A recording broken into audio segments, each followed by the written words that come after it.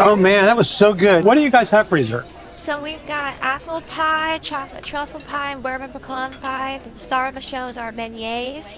They come covered in powdered sugar, and I got chocolate and caramel sauce on the side for you. And they come in 4 little mini beignets, so it's 2 for each of you. I'll try the apple. The apple pie? Yeah, and I'll try the bourbon pecan. The bourbon pecan. It's Right. awesome. And I can take these sweets off for you. Fabulous. Awesome. All delicious. Thank you. That group of entrepreneurs we were with last week, Yeah. every time we're in a room with a bunch of entrepreneurs, I always see like warriors. Like I see a room of the fearless few, kind of. Yeah. But I also see a room of just broken people, like just like story after story of just like heartache and difficulty and pain and I don't know. It sounds like most of the Bible, you know? Like it's like story after story of people who have these moments of triumph, and then they've got these places where they're broken or sin wrecked, and then God gets a hold of them and transforms them into something special. Yeah, that's very true. I think what happens to our entrepreneurs is that they leave feeling disqualified. You know, they carry a sense of disqualification. Sometimes maybe at a level they aren't recognizing.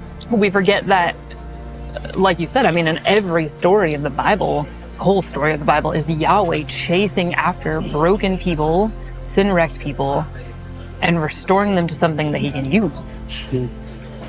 I mean, really, it's a story of reconciling all things back to Christ. You know, All things. all things. Yeah, that's right out of Ephesians. Yeah. Let's read it. That's a good passage. Yeah. Chapter 1, at verse 9. With all wisdom and understanding, he made known to us the mystery of his will according to his good pleasure, which he purposed in Christ to be put into effect when the times reach their fulfillment, to bring unity to all things in heaven and on earth under Christ. There it is. To bring unity to all things in heaven and on earth under Christ.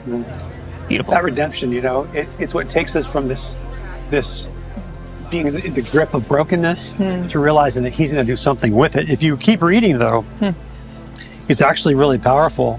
It says, starting in chapter 2, it says, and you were dead in your trespasses and sins in which you once walked, following the course of this world, following the prince of the power of the air, the spirit that's now at work in the sons of disobedience, among whom we all once lived in the passions of our flesh, carrying out the desires of the body and mind, and we were by nature children of wrath, like the rest of mankind. That's powerful.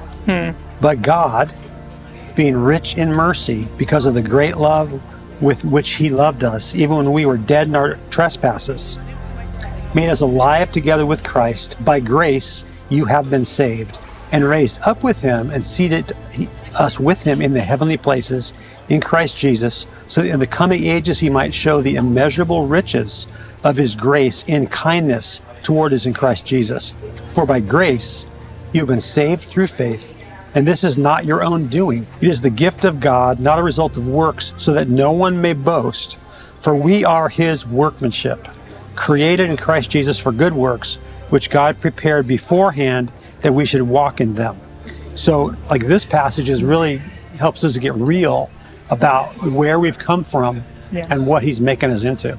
Yeah, the language in here is so complex but powerful. Such a dramatic picture here of where sin has gotten us. It says, by nature, children of wrath. Like, imagine that. Like, sinful little wrathful children sitting in the gutter doing who knows what, you know? But then it says, but God, rich in mercy, full of love, picked us up out of his great love, his immeasurable kindness. He's bringing unity to all things in heaven and on earth. I mean, wow. But how many of us just stay there in the gutter? Yeah. Like, we're very aware of where we've come from. We don't really deeply realize the kindness and the love that's brought us up out.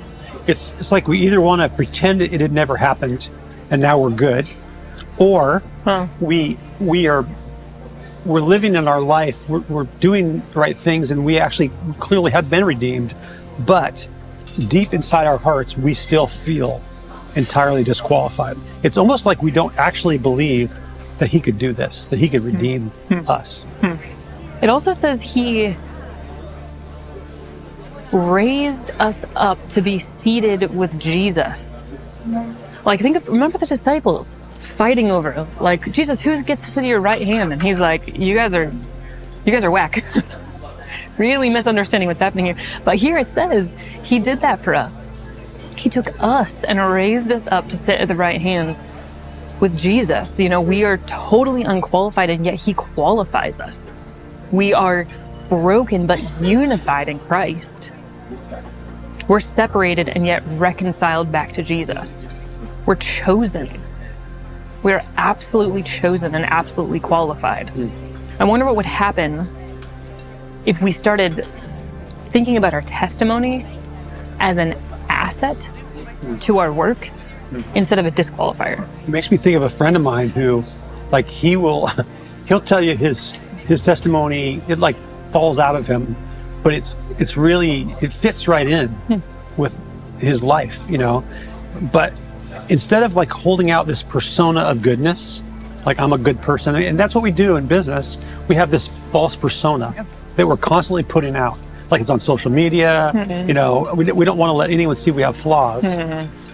But what if what used to disqualify us now actually qualifies us? If God takes the depth of where we've come from, the journey we've been on, what if he takes all that mess and he is able to turn it into something amazing?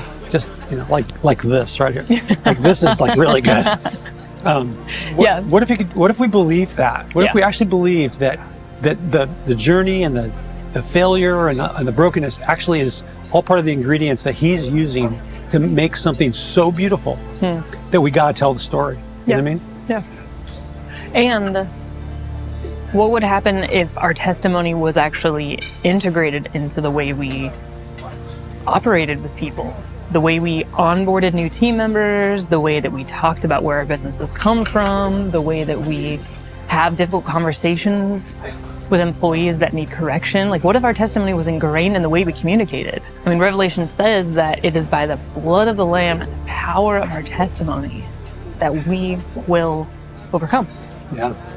It's right there. Yeah. And what if that was like a natural part of our conversation? What if it was like part of the HR orientation? Yeah. You know, we have this about page on our website, you know, we tell about the history. I don't know if we can put it there necessarily, but what if we can find a way to weave in the truth of the way I am today is a result of the grace of God, you know? I could tell my own grace story about how I was going down a really bad road and some people introduced me to Jesus and it changed everything, you know? What if we all could do that as a normal part of our day and our life?